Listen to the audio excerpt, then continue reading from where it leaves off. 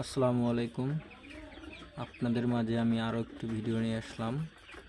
আমার শখের খামার 2.0 দেখতে পাচ্ছেন। এখানে আমার খরগোশ, এটা হচ্ছে ছেলে খরগোশ।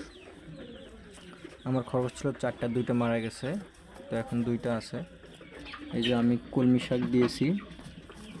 আর খরগোশ সব থেকে রাত্রে হচ্ছে খাবার বেশি খেয়ে থাকে, ওরা খাবার রাত্রে বেশি খাইতে পছন্দ করে। আর হচ্ছে খরগোশ গরম সহ্য করতে পারে কম। তো আলহামদুলিল্লাহ, আমার এই যে এটা হচ্ছে মেয়ে খরগোশ। ও দেখেন অলরেডি বাচ্চা দেবে।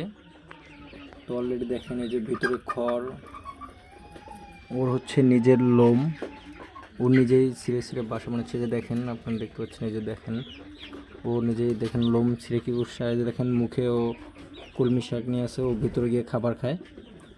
আর দেখতে পাচ্ছেন এই যে আমার খরগোশটা। আর আপনারা দেখেন ওই যে ও নিজে ওখানে ওখানে নিয়ে গিয়ে খাবার খায়। ও এখান থেকে খাবার নিয়ে যায়, এখান থেকে খাবার নিয়ে গিয়ে ওখানে খাবার খায়। আপনারা দেখতে পাচ্ছেন এই যে দেখেন ও খড় দিয়ে ভিতরে অনেক সুন্দর একটা বাসা বানাইছে। এই যে 2টা, মাশাআল্লাহ। এই যে এটা হচ্ছে ছেলে, আর হচ্ছে ওই মেয়ে খরগোশ। দেখেন ও মুখে কিভাবে খাবার নেয়,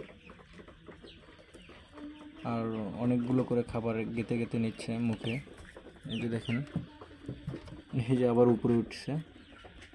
তো যারা আমার চ্যানেলটা সাবস্ক্রাইব করেননি, অবশ্যই চ্যানেলটা সাবস্ক্রাইব করবেন। নতুন নতুন ভিডিও পাবেন ইনশাল্লাহ। এই যে দেখতে পাচ্ছেন। আর এই যে উপরে উপরে ওদের জন্য বানাইছি, ইনশাল্লাহ আবার খরগোশ আসবে।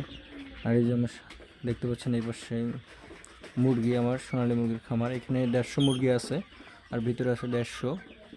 আমি আবারও বলছি, যারা আমার চ্যানেলটা সাবস্ক্রাইব করেননি অবশ্যই সাবস্ক্রাইব করবেন, আর যারা করছেন তাদের সবাইকে অসংখ্য অসংখ্য ধন্যবাদ। এই যে দেখেন ও কোথায় গিয়ে আছে। ও এখন বাচ্চা দেবে হয়তো 2-3 দিনের ভিতর, এই জন্য নিরিবিলি সবসময় পছন্দ করে।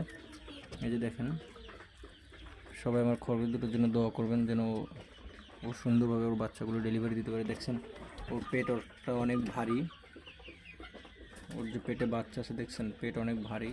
আর ও প্রথমবার বাচ্চা দেবে। সবাই দোয়া করবেন যেন খুব সুন্দরভাবে বাচ্চা দিতে পারে। সবাই আমার চ্যানেলটা সাবস্ক্রাইব করবেন।